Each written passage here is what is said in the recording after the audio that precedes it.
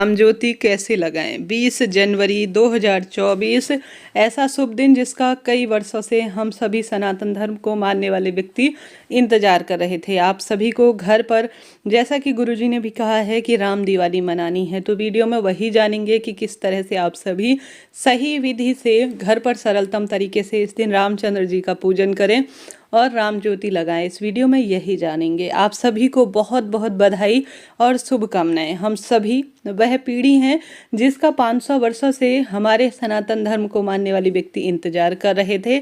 हम सभी को इस दिन का भरपूर लाभ उठाना है और सरलतम पूजा करनी है और यह विशेष दिवाली मनानी है। कैसे करनी है, ध्यान से सुनिए। सबसे पहले आप सभी को एक पाटा विराजमान कर लेना है। पीतांबर रंग के कपड़ों का चयन करें, क्योंकि मेरे श्री हरि विष्णु, मेरे श्री राम को यही रंग प्रिय है। तो आप सभी पीतांबर रंग के कपड़ों का चयन करें और अयोध्या से आए हुए जो अक्षत हैं उन्हें भी पूजा स्थल पर रखें। साथ ही आपको जो निमंत्रण पत्र में श्री रामचंद्र जी के जो भव्य मंदिर की फोटो प्रतिमा हुई है विराजमान, उसका भी आप सभी जो है मंदिर पर जहाँ पर पूजन कर रहे हैं, पाटा आपने विराजमान कर रखा है, वहाँ पर उसे विराजमान करें। साथ ही आप सभी आवश्यक रूप से विशेष तौर पर सरलतम तरीके से आप सभी विशेष तौर पर सबसे पहले सुंदर भाव से चाहें तो इस स्थान पर रंगोली बना सकते हैं। आप सभी चाहें तो इस स्थान पर विशेष तौर पर रंगोली के साथ साथ आप स्वास्तिक का हल्दी कुमकुम से निर्माण कर सकते हैं, इच्छा आपकी है। फूलों से भी आप रंगोली इस स्थान पर बना सकते हैं। उसके बाद किसी भी पूजा पाठ में दीपक जो है साक्षी माना जाता है, तो आप एक थी किसी भी पूजा में दीपक साक्षी होता है, दीप देवता साक्षी होंगे। तो एक सभी भक्तजन जो है आप कांसे का, मिट्टी का या आटे का दीपक जो है जिस भी स्वरूप में हो, नया लाना चाहें तो वह ले आए, नहीं तो प्राचीन भी चलेगा, आप सभी विराजमान कर लीजिए। जो दीपक है उसके नीचे चावल का आसन देना या इस किसी प्लेट का आसन देना शुभ माना जाता है। धूप इत्यादि भी आप व्यवस्था कर लीजिए। श्री रामचंद्र जी की कोई भी मूर्ति, प्रतिमा, फोटो या श्री रामचंद्र जो है श्री रामचरित मानस में श्री राम दरबार होता है, अगर आपके पास प्रतिमा फोटो नहीं है तो आप वह भी विराजमान कर लीजिए। सबसे पहले आप जल का छीटन देंगे भगवान जी पर, और गणेश जी महाराज की पूजा आवश्यक है तो उन पर भी आप जल का छीटन देंगे। उसके बाद आप सभी रोली, चंदन, मोली, अक्षत इत्यादि भगवान जी को समर्पित करेंगे। इसमें सबसे पहले गणेश जी पर समर्पित करेंगे, उसके बाद श्री राम दरबार में आप सभी भक्तजनों पर जो है रोली चंदन समर्पित करेंगे। साथ ही सबसे पहले एक दीपक आप लगाएंगे, क्योंकि दीपक हमारी पूजा पाठ का साक्षी होता है। जो हम पूजा कर रहे होते हैं उसका प्रतिफल बहुत सुंदर स्वरूप में इस विधि से पूजा का मिलता है। तो ऐसे में आप सभी देवी देवताओं का पूजन करने के बाद जो आपने दीपक प्रज्वलित कर रखा है ना, उसमें भी आप सभी रोली, चंदन, मूली, अक्षत इत्यादि समर्पित कर देंगे। भक्तिमय माहौल बनाने के लिए हम सभी धूप को जो है प्रज्वलित करेंगे। सुगंधित वातावरण होता है, सुंदर महक आती है। इसके साथ ही आप सभी जो श्री रामचंद्र जी की मूर्ति प्रतिमा के साथ जो अयोध्या का श्री राम मंदिर है उस पर भी रोली, चंदन, मूली, अक्षत इत्यादि सभी चीज़ें समर्पित करेंगे। इस विधान से आप सभी पूजन करें, सरलतम पूजा करें, परंतु विशेष इस दिन प्रभु मंत्रों का जाप करें। द्वादशी तिथि रहेगी, सोमवार का पावन पवित्र दिन रहेगा। ऐसे में आप सभी आवश्यक रूप से भगवान जी का स्मरण ध्यान करते हुए विशेष वंदन करें। संभव हो तो यज्ञोपवीत लाएं, नहीं तो कोई आवश्यक नहीं है, इच्छा शक्ति आपकी है। इसके बाद आप सभी आवश्यक रूप से जो मिष्ठान घर पर विराजमान है ना, अब दीपक कैसे लगाने हैं, कितने लगाने हैं, इसका मैं पूरा जानकारी आपको दूंगी। अंत में वीडियो में बने रहिएगा। आप सभी को जो है सबसे पहले यह बताते हुए चलूं कि जो दीपक होता है ना, उसे अगर आप घी का लगा रहे हैं ना तो वह भगवान जी के दाहिने तरफ आएगा, अगर तेल का लगा रहे हैं तो बाएं तरफ आएगा। और घी में कैसी बाती का प्रयोग करना है, आपको घी में जो है गोल बाती का भी कर सकते हैं, सामान्य लंबी बाती का भी कर सकते हैं। ऐसा कोई जो है इसमें तथ्य नहीं है, क्योंकि माता सीता भी उनके साथ होगी, पूरा राम दरबार का पूजा होगा, तो इसमें कोई दिक्कत की बात नहीं है। श्री रामचंद्र जी के नाम का रामदीप आपको लगाना है, बस इस बात का ध्यान रखें। अगर दाएं बाएं का आपको विशेष बोध नहीं है तो भगवान जी के ठीक सामने में भी आपको दीपक लगाना होगा। अब आपको किस समय यह दीपक लगाना है, आप अगर ऑफिस वगैरह जाते हैं तो सुबह के समय साधारण सरल तरीके से दीप लगाएं।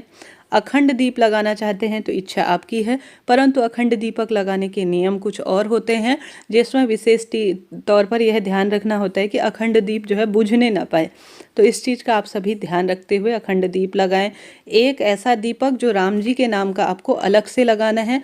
श्री मोदी जी ने भी कहा है, आपको पता हो यह बात तो, और साथ ही गुरु जी के जो चैनल है उस पर भी डाला हुआ है कि राम दीप लगाना है, दिवाली मनानी है। इस दिन मिष्ठान का वितरण करना है सभी भक्तजनों को, क्योंकि दिवाली हो और मुंह मीठा ना हो ऐसा संभव नहीं है। अभी जब पूजा विधि थी तो मैंने जो घर पर विराजमान था वही भगवान जी को भोग लगाया है। आपके पास जो भी सूखे मेवे हो, कोई मिठाई हो, मौसमी फल हो घर पर आया हुआ तो वह भगवान जी को भोग लगाएं। साथ ही जल का लोटा भी भगवान जी के समक्ष रखें। भगवान जी श्री रामचंद्र जी के आपके लिए धोती कुर्ता या जो अपनी क्षमता सामर्थ्य अनुसार है, गमछा इत्यादि आप लाना चाहते हैं तो भगवान जी को समर्पित करें। दक्षिणा जरूर से रखें। जो चीज़ हम नहीं ला पाते हैं उसकी पूर्ति के लिए दक्षिणा होती है, क्षमता सामर्थ्य अनुसार दक्षिणा रखें। यह चीज़ आप पंडित जी को दान में भी दे सकते हैं, नहीं तो आप जो है इससे चारा खरीद कर गौ माता को खिला भी सकते हैं, इच्छा आपकी है। जब आपका श्री रामचंद्र जी के मंदिर में जाना हो या आसपास मंदिर हो तो वहाँ पर आप इसे समर्पित कर कर आ जाइए। अब बात आती है कि शाम को या सुबह कब करें। तो जैसा मैंने बताया सुबह भी आप जो है अखंड दीप सामान्य रूप से जला सकते हैं, राम दीप जला सकते हैं, परंतु शाम के समय में इसका ज़्यादा शुभ फलों की प्राप्ति के लिए होगा। अब आप सभी इस दीप को इस समय जलाएं। साथ ही कितने दीपकों का दान करना है, कैसे हमें देव दिवाली मनानी है, हम सभी को कम से कम इस दिन 5 दीपकों का दान करना है। ठीक है, 5 दीपकों का दान करना है। आप इन 5 दीपकों को चाहें तो जो है घर के दरवाजे पर तो ज़रूर से लगाने ही हैं, नहीं तो आप घर की रसोई में तुलसी माता के निमित्त और घर के दरवाजे पर तो लगाना ही है, और भगवान जी के मंदिर में। अब जो अखंड दीप राम दीप लगाया है ना, उससे आरती नहीं करेंगे। जो आपने अन्य दीपक लगा रखे हैं उससे आप सभी को आरती करनी होगी, जैसा स्क्रीन पर आप देख पा रहे हैं, क्योंकि यही प्रक्रिया होती है पूजा की।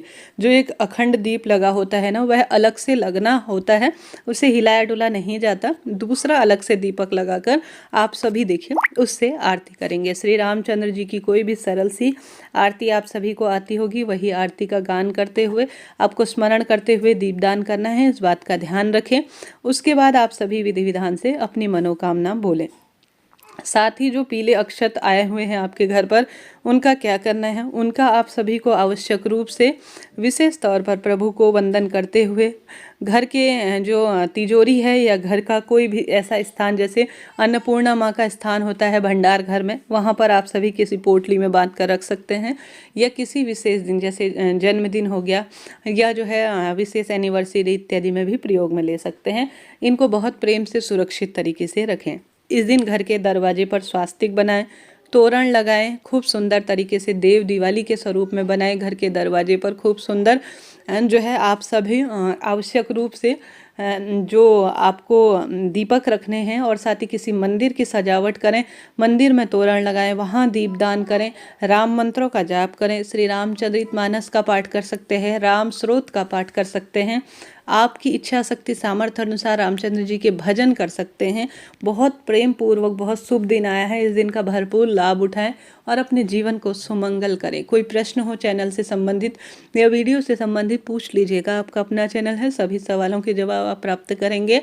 चैनल पर नए हैं तो लाइक शेयर सब्सक्राइब करना ना भूलें। हर हर महादेव, जय श्री राधे। आप सभी को बहुत बहुत शुभकामनाएं और बहुत बहुत बधाई।